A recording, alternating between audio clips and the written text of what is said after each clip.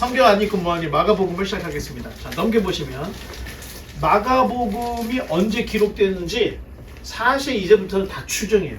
왜냐면 언제 내가 썼다 이런 게 없기 때문에 이게 다 추정을 할 수밖에 없는데, 자, 전통적으로는 마태복음이 쓰여졌고 마가, 누가, 요한 써졌다고 전통적으로 그렇게 해요. 그런데 학자들은 내용을 봤을 때 마가복음이 원시복음, 맨 최초의 복음이고 마가복음을 통해서 마태와 누가가 기록이 되었다 이렇게 얘기를 하기 때문에 여러분들이 그거는 정확하게 알고 있어야 돼요.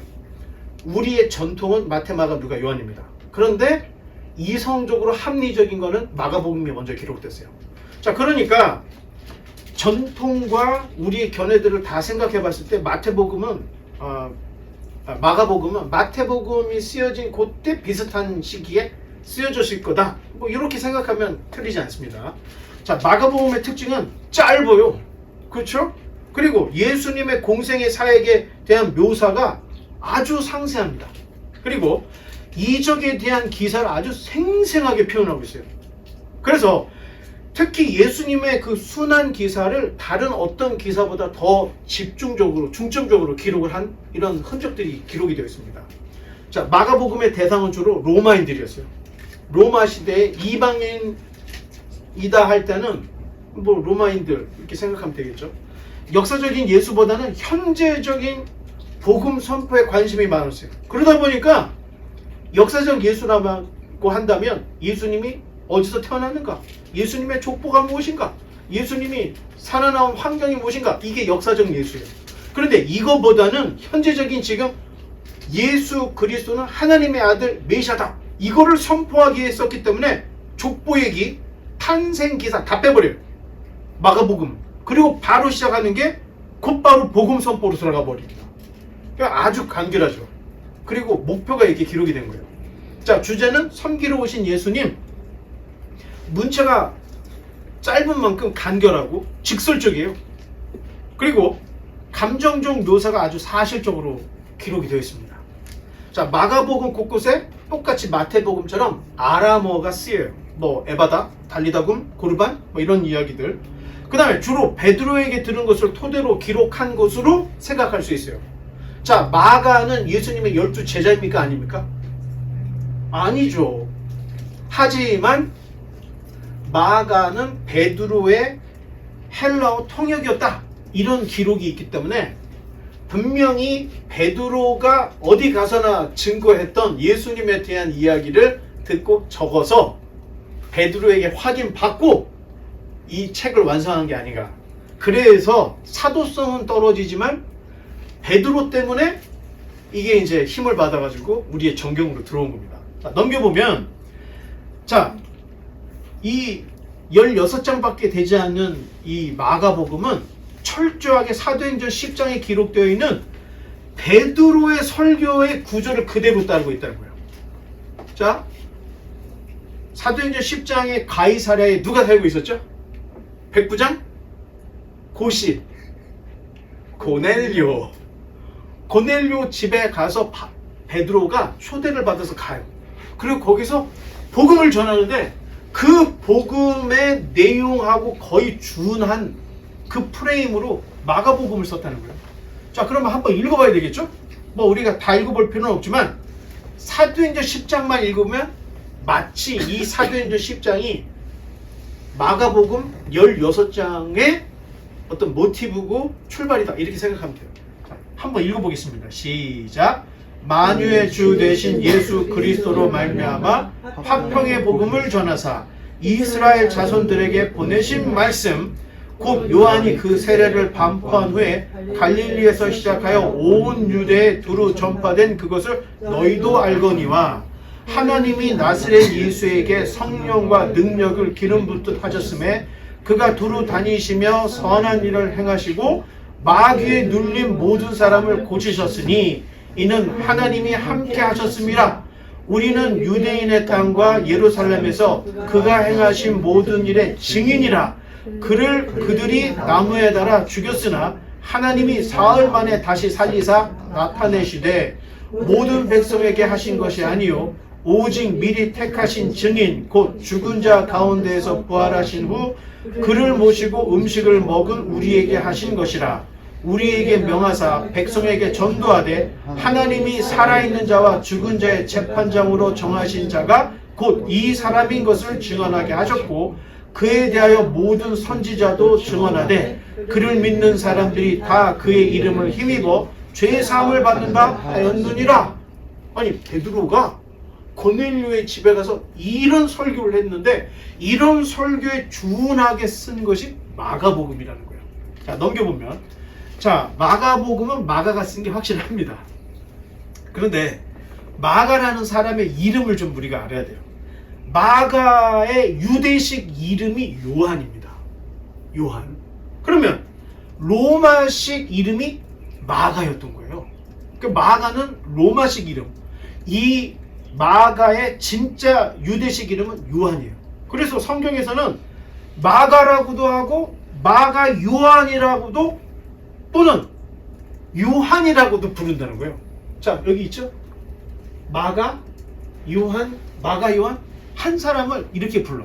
그러니까 성경을 면밀히 살펴보지 않은 사람이면 마가는 다른 사람, 요한은 다른 사람, 마가 요한도 다른 사람, 세 사람으로 볼 수 있다는 겁니다. 그런데 이 내용을 알면 아, 이 세 사람이 같은 사람이구나. 자, 이런 것들을 우리가 알 수 있습니다. 자, 넘겨보면 자, 초대 예루살렘 교회가 시작되었을 때 모인 장소가 있었어요. 그렇죠? 모인 장소가 어디냐? 마가의 다락방이었습니다. 자, 그러면 마가의 다락방이 마가의 집이었을 텐데 분명 이 집은 예루살렘 안에 있었던 거예요. 성 안에. 자, 그러면 오늘날도 도쿄 안에 집을 갖고 있어. 뉴욕 안에 집을 갖고 있어. 서울에 집이 있어. 부자 안 부자예요?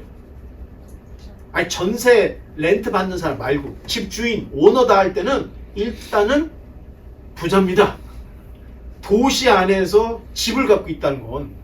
그러면 예루살렘이나 예루살렘 그 주변에 마가의 다락방이 있었다 할 때는 다락방이라고 할 때는 우리가 지금 생각할 때는 우리 성경이 나올 때 우리가 성경을 번역할 때만 해도 2층 집이 없었던 거예요.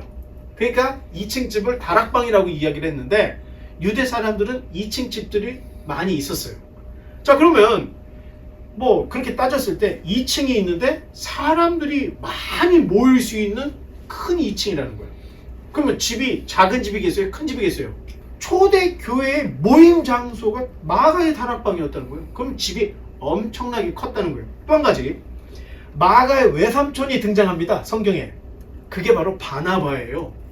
바나바가 마가의 외삼촌인데 바나바는 어떤 사람인가? 키프로스라고 하는 섬 있죠. 구브로. 여기가 지중해입니다. 여기 지중해. 여기가 오늘날의 터키. 여기가 시리아. 요 밑에가 팔레스타인인데 여기 섬이 아닌데 이거를 키프로스 섬이라고 해요. 지금 성경에는 구브로 나와 있는데 바나바가 구브로 태생의 레위 사람이었다는 거예요. 그런데 자기 소유의 땅이 있어. 예루살렘에서 기독교 운동이 일어났을 때 유대교가 기독교를 퇴출시켜버린 거예요. 출외를 시켜버리니까 먹고 살 길이 없는 거예요. 그러니까 이런 사람들이 자기 땅 팔아서 판 돈을 사도들한테 갖다 줘. 그러면 사도들이 그 받은 돈을 헬라파 유대인, 히브리파 유대인 해갖고 나눠서 가난한 자를 나눠주는 거예요. 구제의 사역을 했어요. 그러니까 하니까 자기들이 다 못할 것 같으니까 누구를 세웠어요? 7명의 집사를 세우죠. 그래서 집사 제도가 그때부터 시작이 됐는데 바나바가 땅을 팔았다 할 정도면은 이게 부자야 가난한 사람이에요. 부자였다는 거예요. 마가의 어머니도 부자였고 바나바도 부자였다는 것을 알 수 있다는 거예요. 그러면 배경이 아 부잣집 도련님 정도 되겠구나. 마가라는 사람이 자, 이 정도는 우리가 알고 있어야 성경을 볼 때 유익합니다. 그런데 한때 마가가 그 열정을 가지고 복음 전도하는 일에 하려다가 포기를 했던 일이 있어요. 그래서 낙인이 찍힌 게 불충분한 전도자. 바울과 바나가 첫 번째 전도 여행을 갈 때 마가를 수행원으로 삼았다고 돼 있어요. 성경에. 여러분 수행원이 뭐죠? 수행원. 비서하고 똑같은데 어떤 사람이냐면 바울과 바나바가 전도여행을 갈 때 배를 끊어줘야 될 거 아니야. 배표 먹는 거 준비해줘야 될 거 아니야. 이런 일을 하는 게 수행원이에요. 그리고 이 바울과 바나바한테 갑자기 테러가 일어날 수 있으니까 수행원이 항상 돌아다니면서 이 두 분을 계속 모시고 다니는 일을 하는 사람이 수행원이에요. 수행원 굉장히 중요합니다. 무엇인가 여러분들이 여행을 할 때는 다 준비를 해놓을 사람이 있어야 되잖아요. 이게 바로 수행원이에요. 그러면 마가가 이 정도의 일을 할 수 있는 사람이었다는 거예요. 그런데 아니 열심히 전도를 하다가 자 사도 바울과 바나바가 안디옥에서 출발해요. 그래서 키프로스 섬을 가요. 그리고 여기에서 이제 내륙으로 올라가자 해서 이 밤빌리아의 버가로 가는데 버가로 갔는데 갑자기 마가 요한이 짐 싸고 그냥 예루살렘으로 돌아가 버렸어요. 그리고 바울의 일행은 계속 갔어요. 어떤 사람들은 야 부잣집 도련님이 이거 배 타고 막 사역을 하니까 힘들어서 돌아갔나 보다. 그리고 이 밤빌리아 버가에 높은 산이 하나 있어요. 이 산을 통과해야 돼. 그러니까 이 산을 보고 야 나는 도저히 못하겠다. 예? 부잣집 도련님이 그냥 돌아갔나 보다. 이렇게들 생각을 하는 사람이 많아요. 그런데 그게 다 오해라는 거예요. 왜냐?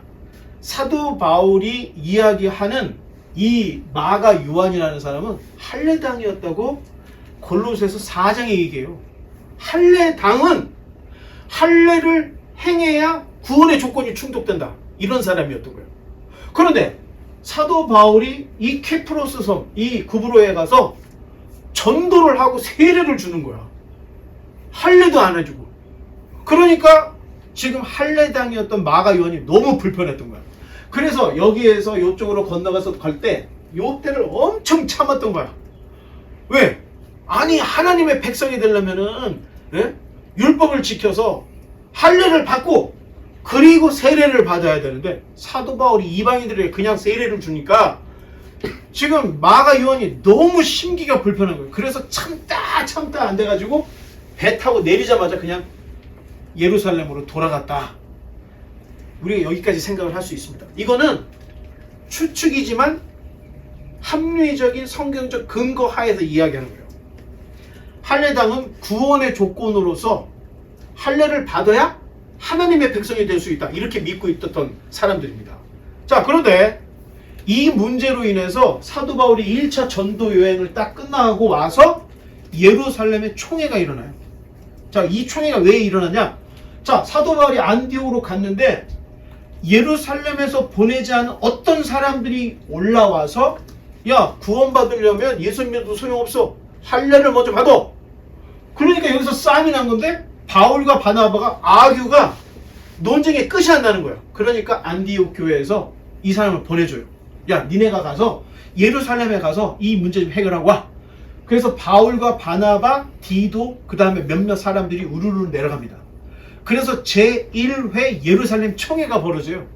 그 총회에서 바울도 이야기하고 베드로도 이야기하고 다 얘기하고 결국에는 예수님의 동생 야고보가 정하기를 이방인들이 주님께 돌아올 때는 할례가 없어도 된다. 괴롭게 하지 말자. 자, 할례라는 것은 남자 생식기 표피를 자르는 거죠. 자, 이거 뭐 그냥 받으면 되는 거 아니야? 지금은 괜찮아. 주사도 맞고 뭐 마취도 하고 그렇게 하니까. 고대 시대에 마취가 어디 있어? 잘못해서 칼에 균이 묻어버리면은 파상풍으로 사람이 죽어버리는 거예요. 그러니까 할례를 한다는 것은 이방인들한테서는 굉장히 두려운 문제였다는 거예요. 그런데 사도 바울이 지금 세례를 줄 때 할례 없이 주니까 문제가 된 거예요. 유대인들 사회에서. 그때까지만 해도 기독교와 유대교의 이게 칼로 딱 자르듯이 이게 아니고 유대교라고 하는 큰 엄브레라 안에 기독교라고 하는 한 분파가 생긴 것처럼 될 뻔했던 거예요. 그러니까 박해를 좀 하다가 말기도 하고 또 하다가 말기도 하고 그냥 붙어 있긴 했던 거예요. 자, 그런데 예루살렘에 있는 기독교인들은 태어날 때 어떻게 돼요? 이미 난지 8일 만에 다 할례를 받아. 자, 사도 바울도 문제가 안 됐어요. 왜? 사도 바울도 유대인이기 때문에 태어나서 할례를 받았으니까 아무 문제가 없어. 예수님이 어디 사람이에요? 예수님도 유대인이잖아. 그러니까 예수님도 난지 8일 만에 할례를 행했다고, 결례를 행했다고 누가복음에 써 있어. 그러니까 지금 우리가 알고 있는 사도 예수님 그때 당시 예루살렘에 있는 교회는 할례 문제는 문제도 아니었던 거야. 이미 남자들은 다 할례를 했기 때문에. 문제는 온 유대와 사마리아를 지나서 땅끝 이방 지역으로 갈 때 문제가 생긴 거예요. 자, 이게 엄청나게 큰 문제예요. 이 문제가 어떻게 되냐에 따라서 이방인 선교의 방향이 정해지는 거고, 예루살렘에서 기독교의 운명이 결정되는 거예요. 그런데 예수님의 동생 야고보가 어떻게 결정을 내려요? 당신들의 이야기를 다 종합해보니 이방인들이 하나님께 올 때는 구원의 조건으로서 할례는 없어도 된다. 선포를 해버렸어요. 그 이후로 예루살렘 교회는 극심한 박해를 당하고 결국에는 사라집니다. 그리고 교회는 오히려 이방인들로 다 채워져요. 그러면서 세대 교차가 돼서 여러분 제일 중요한 게 언어입니다. 선교사를 갈 사람 중에 나같이 언어가 어눌한 사람은 선교사 가지 말아야 돼요. 왜냐? 배워서 자기 그 사람들 나라의 말로 해야 되는데 그게 안 되는 거야. 그러면 말이 안 되면은 복음이 전해지겠어요? 매일 병원이나 지어주고 끝나는 거예요. 학교나 지어주고 끝내주는 거예요. 진짜 중요한 것은 말로써 그 사람들에게 감동을 주고 복음을 정확하게 증거를 할 수 있어야 되는데 이게 안 됐던 겁니다. 그래서 사도행전은 절반은 베드로의 사역이 주류로 가다가 베드로가 뭐가 안 된다 그랬어요? 헬라어가 안 된다 그랬잖아. 마가 요한이 헬라어 일을 해줬다 그랬죠? 자, 그러니까 베드로에서 교체가 된 거예요. 팀이. 누구로? 로마의 시민권을 가지고 있고 여러 국어를 할 수 있는 사도 바울로 대체가 되어버린 겁니다. 바로 이 예루살렘 회의에서 야고보, 요한, 그리고 베드로가 사도 바울에게 교제 학술을 해요. 우리는 유대인의 사도, 너는 이방인의 사도라고 서로 인정을 합니다. 그리고 사도 바울이 증거하는 복음이 정확하다. 그래서 이 회의의 내용의 결과를 편지로 써서 줘요. 자, 그렇다면 마가 요한 때문에 일이 엄청나게 커져버렸던 거예요. 아마 분명히 구부로에서 버가에서 배 타고 가가지고 자기 유대인들 친구들에게 그룹에게 얘기했죠. 글쎄 말이야, 내가 지금 우리 형님 외삼촌 바나바를 따라다녔는데 그 바울 있잖아. 이 바울이라는 녀석이 말은 잘해. 그런데 이 사람이 이방인들에게 할례도 없이 세례를 주더라고. 이게 문제가 돼서 여기까지 와버린 거예요. 자, 그러니까 어떻게 생각하면 사도 바울 입장에서는 이 조그만 녀석 하나 때문에 일이 너무 커져버린 거예요. 사실 한 번은 겪어야 될 일이었지만 이 일이 굉장히 애매하게 일이 돌아가 버린 거예요.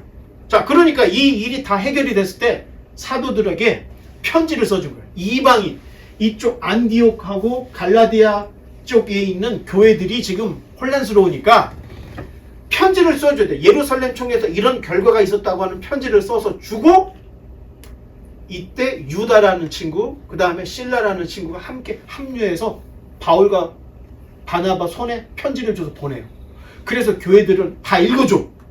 예루살렘 총회에서 이렇게 결정이 났다. 그랬더니 사람들이 박수를 치고 행복해하고 일이 마무리가 된 거예요. 그런데 문제는 사도 바울이 1차 전도 여행을 구브로로 갔다 버가에 갔다 비시디아 안디옥, 이고니온, 루스tra, 더베까지 갔다가 루스트라에서 돌에 맞아서 죽을 뻔했어요.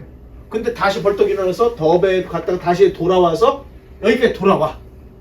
그런데 요때 2차 전도 여행을 준비를 합니다. 2차 전도 여행은 뭐냐면 1차 전도 여행 때 세웠던 요 교회들을 한번 돌아보고 오자. 이게 목적이었던 거예요. 그런데 마가 요한을 데려가냐 안 데려가냐 때문에 바울과 바나바가 싸움이 났어요. 자, 바울은 복음 사역에 있어서 뒤로 물러간 자는 절대 데리고 갈 수 없다는 거야. 그런데 바나바는 자기 생질이잖아. 조카잖아. 어떻게든 외족하니까 데리고 가고 싶었던 거예요.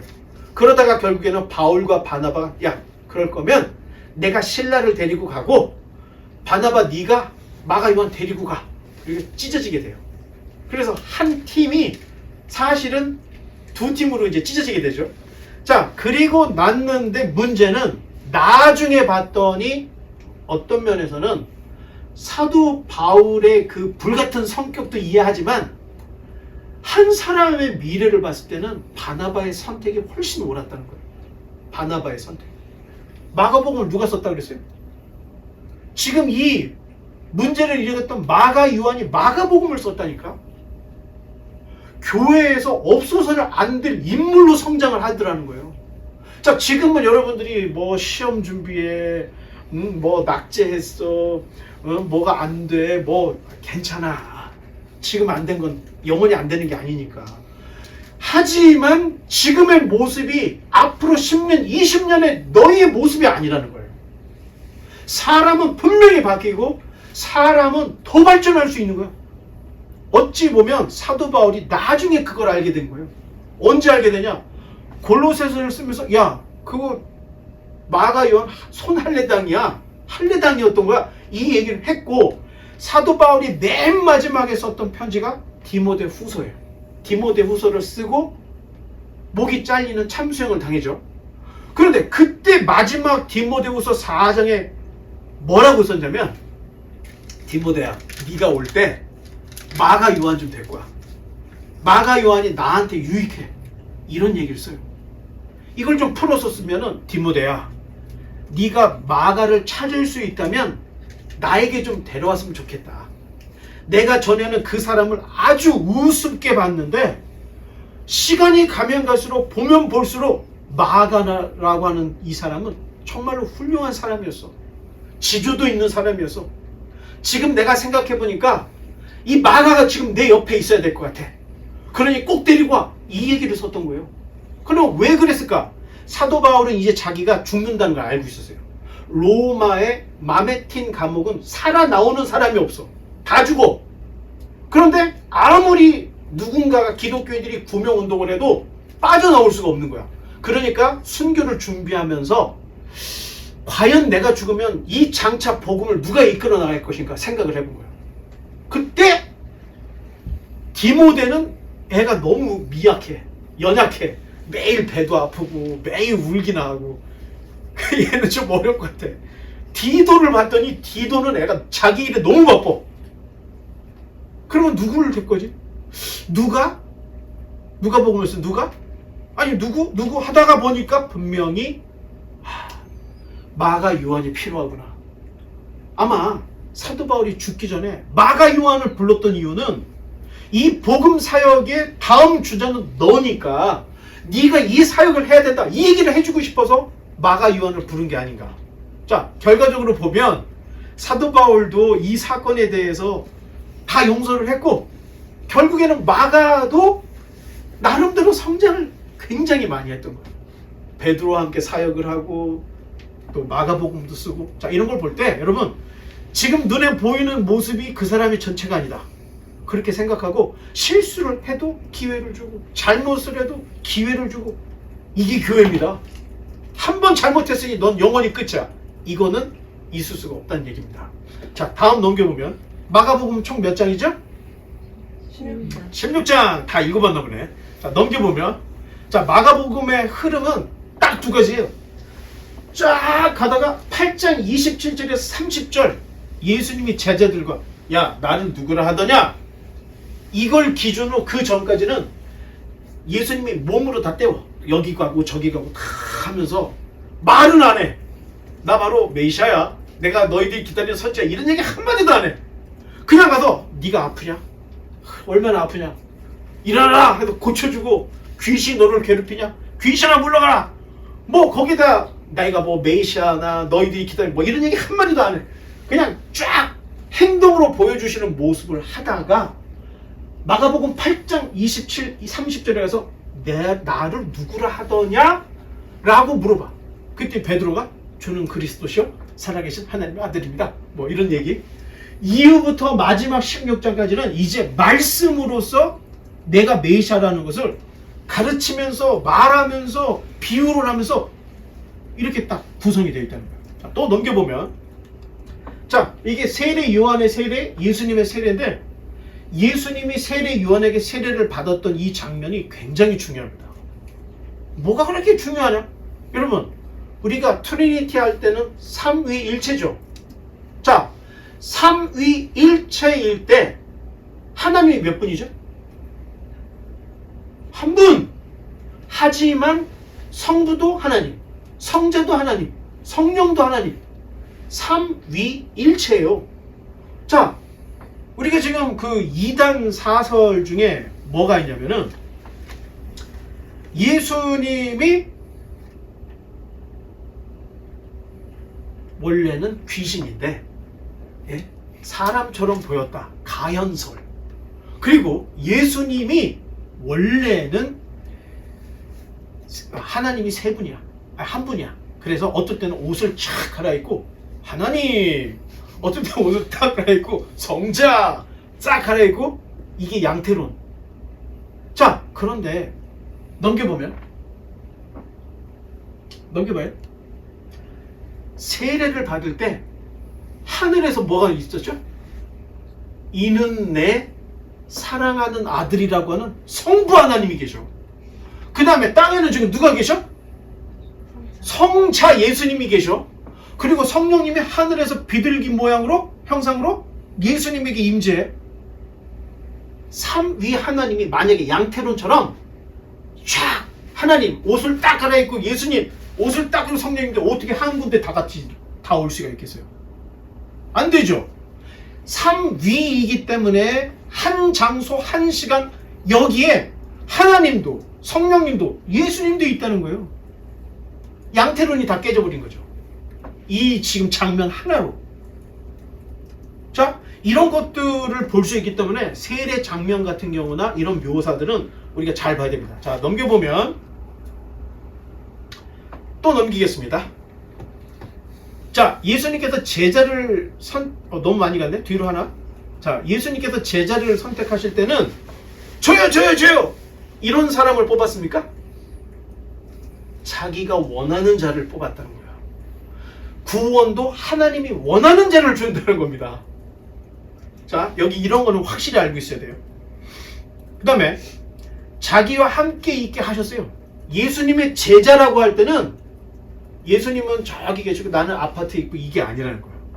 예수님이 가시는데 제자들이 늘 같이 해서 예수님이 갑자기 야, 오늘은 그냥 여기서 비박을 해야 되겠다. 그러면 알겠습니다 하면서 옷 다 깔고 거기서 누워서 자고, 아침에 일어나서 예수님 뭐 드시고 싶어서 야, 고기 한 마리 잡아 베드로 하면 고기 한 마리 잡아서 먹고, 예수님하고 동고동락을 했다는 거예요. 자기가 원하는 자를 뽑아서 함께 동고동락을 했고, 그 다음에 예수님이 제자들을 둘씩 묶어가지고 전도도 보냈죠. 일을 하게 하시는데 어떤 일을 해? 천국 복음을 증거하게 하는 일을 하신다는 거예요. 이게 제자의 조건이에요. 네 번째, 귀신을 쫓는 능력을 줘. 예수님이 물러가라! 그러면 나도 내가 예수님의 이름 명하니 물러가라 하면 물러가야 돼, 안 물러가야 돼? 물러가야죠. 그게 제자라는 거예요. 예수님이 했던 것처럼 병자들을 찾아다니고 병자들을 고쳐주시고 또 귀신들을 쫓아주고, 이런 일을 교회가 해야 될 문제라는 거예요. 이 얘기는 그러면 우리는 능력이 없는데, 아니 그 얘기가 아니잖아. 가난한 자의 친구가 되어주는 거야. 세리, 창기, 가난한 자, 신용불량자. 아니 교회 돈 있는 사람 오면 일로 앉으시라고 하고, 돈이 없는 그지 같은 사람이 오면 앉든가 가든가 알아서 하시라고. 이런 모습이 아니라는 얘기예요. 그런데 오늘날의 교회는 뭐예요? 아주 그냥 한번 쓰려면 돈도 엄청 많이 줘야 돼. 다 이런 거. 자, 넘기겠습니다. 그래서 제자들의 선택과 기준에 대해서 알아야 되고, 예수님께서 천국 비유를 이야기를 또 해줍니다. 그래서 비유를 통해서 말씀하신 것은 도무지 이해를 못하기 때문에 쉽게 너희들의 어떤 그 삶으로 내가 비유해서 얘기해주면 이런 거야 하면서 얘기해줬고, 또 한 가지는 비밀이었다는 거예요. 비밀. 아무나에게 천국 비밀이 증거되는 게 아니라 예수님의 제자들을 먼저 훈련을 시켜. 그리고 그 제자들에 의해서 교회가 세워지고 그 제자들에 의해서 복음이 퍼져나가게끔 하기 위해서 예수님께서 항상 이렇게 비밀로 이야기하셨던, 그렇다고 해서 성경에서 비밀이 다 좋은 건 아닙니다. 잘 알아야 돼요. 666 마귀들도 비밀이에요. 비밀. 바벨론도 비밀이었죠. 근데 예수님도 이렇게 비밀. 그래서 묵시라고 하는 것은 아는 사람은 알아. 하지만 모르는 사람 아예 몰라. 이런 묵시로 또는 비밀로 예수님께서 천국에 대한 이야기를 해주신 내용들을 우리가 이제 마가복음을 통해 볼 수 있고, 또 넘겨보면 4가지 치유 사건이 있어요. 귀머거리 말더듬이, 귀 먹고 말더듬는 사람이에요. 그리고 앞을 보지 못하는 맹인, 또 말을 못하는 사람 귀신, 그 다음에 또 맹인. 자, 이런 것들이 다 뭐냐? 여러분, 복음서를 기록할 때는 의미가 있어요. 그리고 내용이 있는 거예요. 그냥 여기 가서 이거 고쳤네, 저기 가서 저겼네, 이걸 얘기하는 게 아니고, 보지 못하고 듣지 못하고 이해하지 못하는 너희의 그 눈을 열어야지. 막혀져 있는 너희의 귀를 뚫어야지. 하나님을 알지 못하는 너희의 눈이 열려야지. 이 목적으로 4가지 치유 사건을 딱 이렇게 정리를 해서 마가복음에 우리에게 보여주고 있는 거예요. 그러니까 성경을 읽으면서 눈이 열려야 되는 거예요. 그래서 예수님이 하나님의 아들이라는 사실을 봐야 되는 거예요. 자, 비평학자, 종교학자들이 마가복음을 최초의 복음이라고 주장하는 이유는 일단 짧기 때문에. 왜? 긴 거를 요약하기보다는 거룩하신 예수님의 말씀은 작지만 불려나가는 게 일반 정서이기 때문에 제일 짧다? 그러면 최초에 써졌을 거야. 이렇게 생각들을 한다는 거예요. 그리고 마가복음 안에 인간 예수를 강조하고 있다는 거예요. 너저분한 걸 다 빼고 인간 예수를 얘기해. 그러니까 동정녀 탄생, 족보얘기 다 뺐다 그랬죠? 그리고 인간 예수의 초점을 맞춰서 짧게 얘기를 하고 있어요. 그리고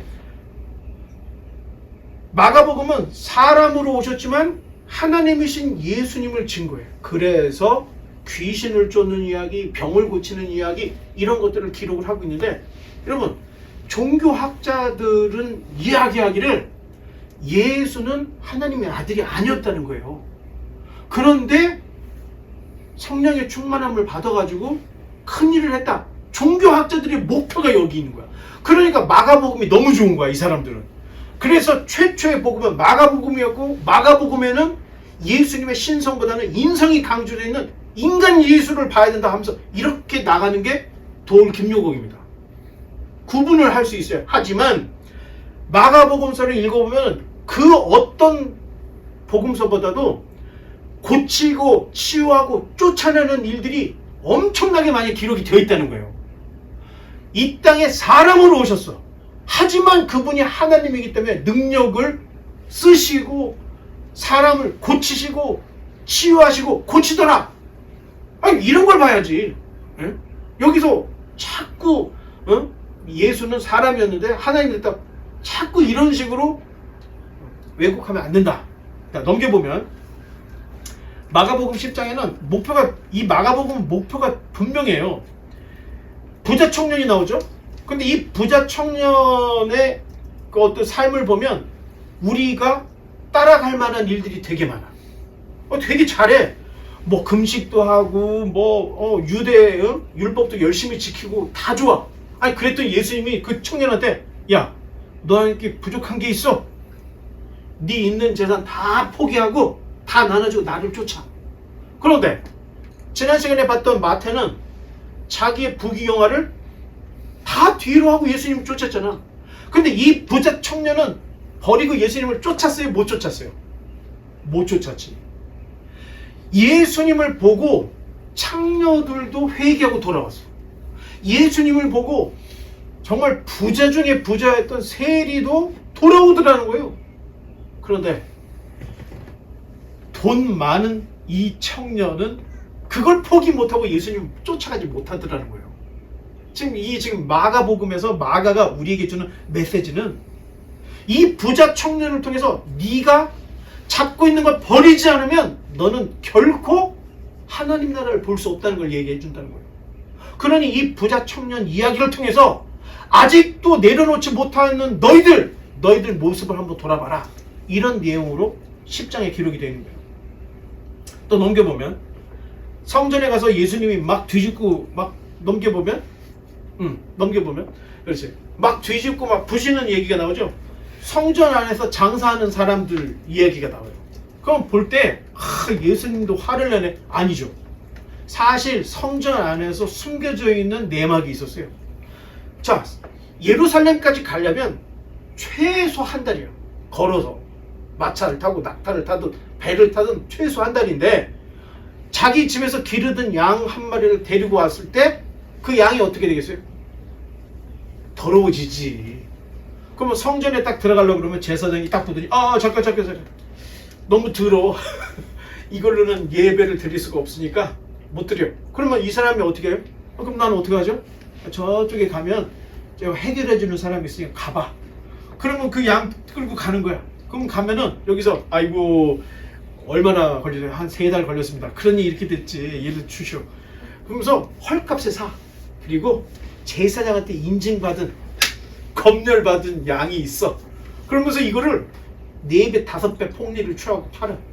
그러면 이 사람은 집에 돌아갈 수가 없으니까 달라는 대로 돈을 주고 양을 사서 데리고 가서 예배를 드리면 제사장이 딱 보면 인증이네. 인증 마크가 있네. A급 통과. 근데 그 A급 중에 눈먼 양들도 있고 생식기 상한 녀석도 있고 병에 걸린 녀석들도 있더라는 거야. 그거를 백성들도 아는 사람도 있었을 거야. 그런데 아무도 제사장들한테 감히 말할 수가 없어. 아니 근데 이 예수라는 30도 안 된 30 간 넘은 사람이 와가지고 막 상을 뒤엎고 막 채찍 만들어서 짐승 내쫓고 하나님의 집으로 보드기 구례를 만드냐고 했을 때 성전 꼭대기에서 딱 보더니 야 쟤 누구냐? 다 봤을 거냐? 이런 이야기를 쓰고 있는데 사실 유대인들 안에서 성전에서 장사할 수 있는 곳이 유대인들밖에 없어요. 들어올 수도 없어. 저 바깥에 있는 거예요.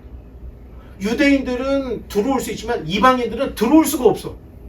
아주 그냥 굳게 막히는 거예요. 이 사람들이 어찌 보면은 하나님의 사람들을 들어올 수도 없게 하고 설령 들어왔다고 해도 지옥으로 인도하는 사람들이 그때 당시 종교 지도자들이었다는 거예요. 이게 지금 마가복음을 읽어보면 아주 생생하게 표현이 되어 있어요.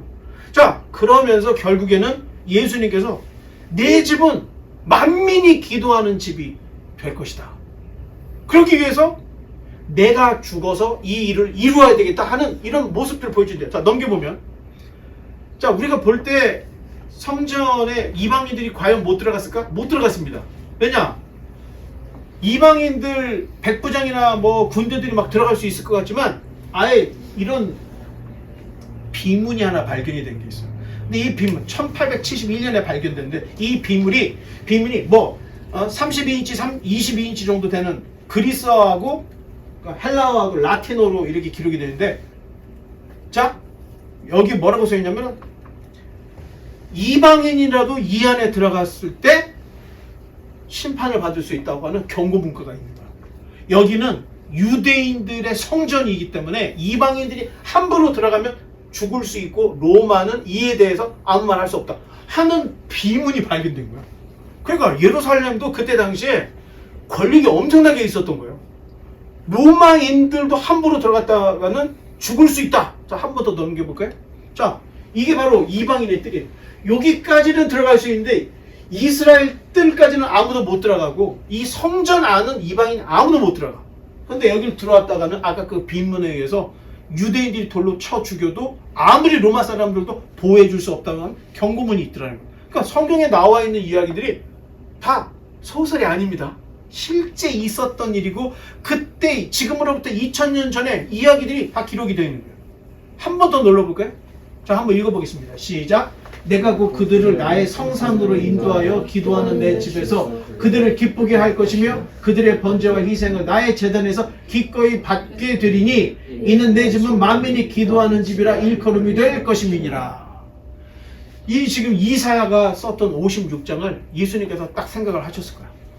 내가 죽어서 이거를 깨트려 줘야 되겠구나. 자, 넘겨보면 결국에는 AD 70년에 티투스 장군에 의해서 예루살렘이 이렇게 다 그냥 초전박살이 납니다. 그냥 완전히 그냥 다 부서져요. 그런데 이 예언을 예수님이 살아생전에 예루살렘 성전이 멸망될 것이라는 것을 예언했던 거예요. 그러니까 한 3, 40년 지나고 나서 정말로 예수님이 한 예언이 일어났는데, 자, 성전에는 뭐가 많다고 그랬죠? 금이 많아. 이 금들을 여기저기다 다 막 숨겨놓고 막 이렇게 해놓으니까 불을 질러서 다 불을 타니까 금이 어떻게 되겠어요? 녹아가지고 돌 사이로 스며드는 거야. 그러니까 나중에 로마 군인들이 그 금 때문에 이 돌에 돌 위에 하나 없이 다 망치로 깨가지고 거기서 금 캐느라고 성전을 아예 그냥 가루로 만들어버린 거예요.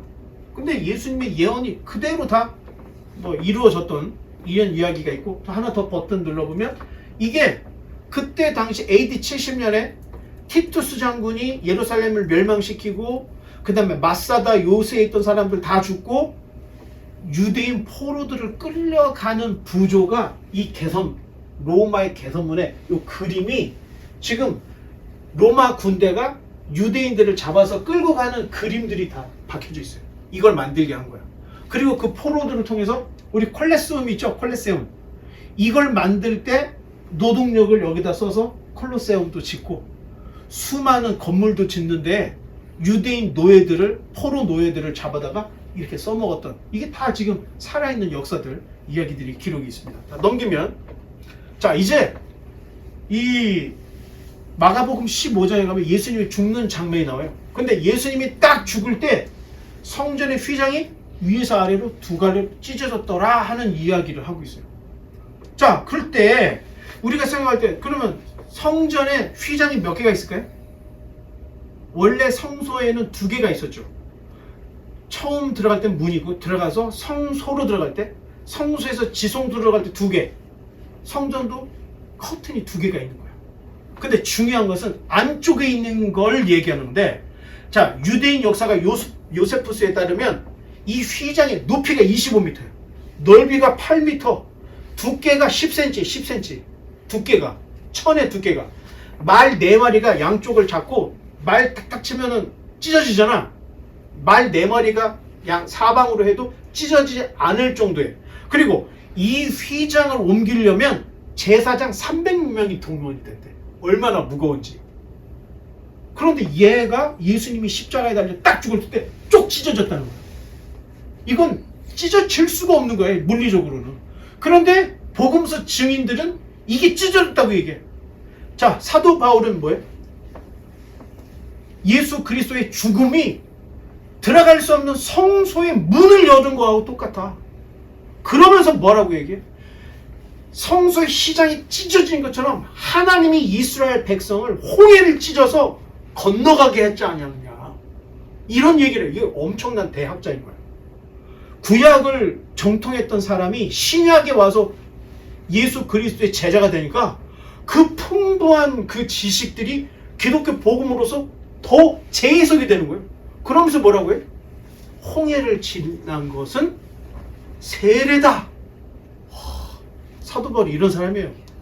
그래서 홍해를 갈라서 백성을 구하듯이 성소의 휘장이 갈라짐으로 이제 누구도 하나님께 자유롭게 가서 예배 드릴 수 있고 그 앞에 나갈 수 있는 길이 열렸다. 왜? 유대인들은 철저히 가로막았죠. 유대인의 뜰, 이방인의 뜰 해서 들어오지도 못하게 하고 경고문까지 받아가지고 들어오면 죽는다 했죠. 그런데 예수님께서 죽으심으로 이 모든 막혀져 있던 것을 다 찢어서 만민이 기도하는지, 만민이 하나님께 나아갈 수 있는 통로를 쫙! 그래서 신약이 있지 않고서는 우리는 다 예루살렘 가야 되는 거예요. 그렇지만 예수님이 죽음으로 이제 더 이상 예루살렘 갈 필요가 없어. 그분이 내 안에 계시니까. 그리고 그분으로 인해서 이제 옛것에서 새것. 고린도전서에서는 그런즉 이제는 새로운 피조물이 됐다는 거예요. 우리가 완전히 바뀌었다는 거예요. 예수님이 통로를 열어주셔서.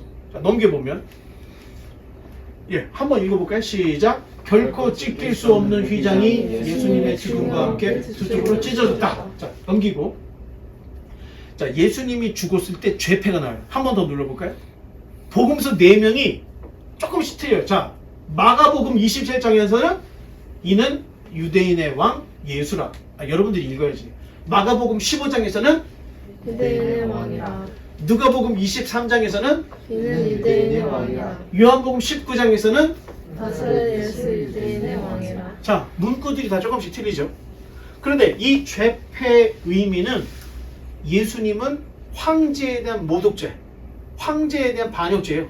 그래서 십자가에 달려 나무에 달려 죽게 된 이야기를 쓰죠.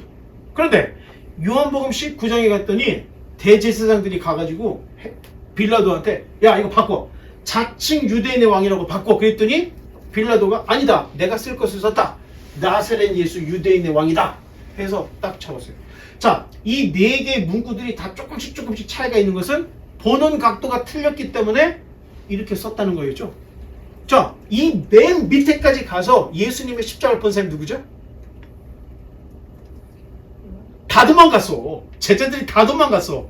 그런데 끝까지 예수님의 십자가 밑에까지 갔던 사람이 누구예요? 요한. 그러니까 요한이 요 3개하고 다르게 나사렛 예수 유대인의 왕, 헬라어, 히브리어, 라틴어 3개로 쓰여 있는 걸 정확하게 얘기를 하고 있습니다.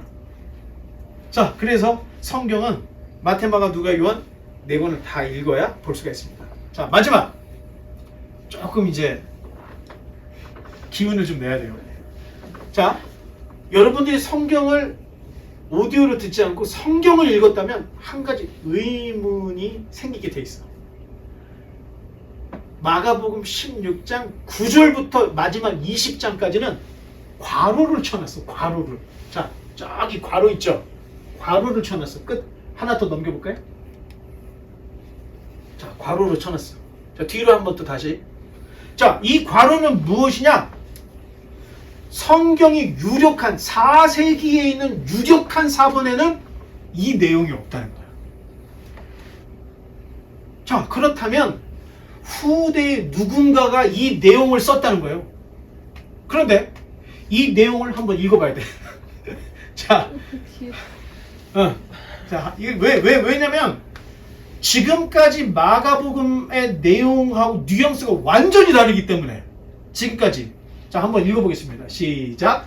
예수께서 안식 후 첫날 이른 아침에 살아나신 후 전에 7 귀신을 쫓아내어 주신 막달라 마리아에게 먼저 보이시니 마리아가 가서 예수와 함께 하던 사람들이 슬퍼하며 울고 있는 중에 이 일을 알림해 그들은 예수께서 살아나셨다는 것과 마리아에게 보이셨다는 것을 듣고도 믿지 아니하니라.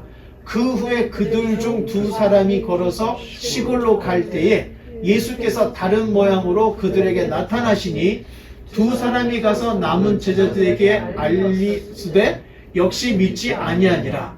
그 후에 11 제자가 음식 먹을 때에 예수께서 그들에게 나타나사 그들의 믿음 없는 것과 마음이 완악한 것을 꾸짖으시니 이는 자기가 살아난 것을 본 자들의 말을 믿지 아니함일러라. 또 이르시되 너희는 온 천하에 다니며 만민에게 복음을 전파하라. 믿고 세례를 받는 사람이 구원을 얻을 것이요 믿지 않는 사람은 정죄를 받으리니라. 믿는 자들에게는 이런 표적이 따르리니 곧 그들이 내 이름으로 귀신을 쫓아내며 새 방언을 말하며 뱀을 집어올리며 무슨 독을 마실지라도 해를 받지 아니하며 병든 사람에게 손을 얹은즉 나으리라 하시더라. 주 예수께서 말씀을 마치신 후에 하늘로 올려지사 하나님 우편에 앉으시니라. 제자들이 나가 두루 전파할세 주께서 함께 역사하사 그 따르는 표적으로 말씀을 확실히 증언하시니라. 자, 여러분 뒤로 한번 갈까요? 사실 이 내용은 없는 내용을 썼는데 쓴 내용이 뭐냐면 다른 마태, 누가복음, 사도행전에 기록되어 있는 내용이 마치 요약이 돼서 기록이 되는 거예요. 그리고 마가복음을 읽어본 사람은 알겠지만 마가복음의 내용은 제자들에게 굉장히 호의적이지가 않았어요. 제가 저 바보 같아요. 제가 못 믿더라고. 제가 저렇게 헛짓거리를 하고 있더라고. 이런 식으로 고발하듯이 기록을 하고 있어요. 마가복음에는. 그런데 갑자기 16장 이 가로 부분에서는 제자들을 굉장히 우호적으로 얘기하고 제자들 편에 서 있는 모습으로 얘기를 하고 있는 거예요. 지금 완전히 문체가 확실히 확 달라졌던 거예요. 그러면 만약에 자 넘겨볼까요? 또 한 번 넘겨볼까요? 만약에 8절에서 끝났으면 어떻게 될까? 한번 봐야 돼. 이게 마가복음 16장 1절로 8절까지가 원본이에요. 한번 보겠습니다. 시작. 안식일이 지남에 막달라 마리아와 야고보의 어머니 마리아와 또 살라메가 가서 예수께 바르기 위하여 향품을 사다 두었다가 안식 후 첫날 매우 일찍에 해 돋을 때에 그 무덤으로 가며 서로 말하되 누가 우리를 위하여 무덤 문에서 돌을 굴려주리오 하더니 눈을 들어본 즉 벌써 돌이 굴려져 있는데 그 돌이 심히 크더라. 무덤에 들어가서 흰 옷을 입은 한 청년이 우편에 앉은 것을 보고 놀라매 청년이 이르되 놀라지 말라. 너희가 십자가에 못 박히신 나사렛 예수를 찾는구나. 그가 살아나셨고 여기 계시지 아니하니라. 보라 그를 두었던 곳이니라. 가서 그의 제자들과 베드로에게 이르기를 예수께서 너희보다 먼저 갈릴리로 가시나니 전에 너희에게 말씀하신 대로 너희가 거기서 배우리라 하라 하는지라. 여자들이 몹시 놀라 떨며 나와 무덤에서 도망하고 무서워하여 아무에게 아무 말도 하지 못하더라. 이게 원래 원본은 여기까지 기록이 되고 끝나버렸다는 거예요. 자, 만약에 8절에서 끝났다면 이건 굉장히 충격적으로 끝난 겁니다. 마가복음의 마지막이 굉장히 역설적인 결론으로 끝을 내는데 십자가에 달려서 묻혔던 예수님이 있어요, 없어요 지금? 일단 없어.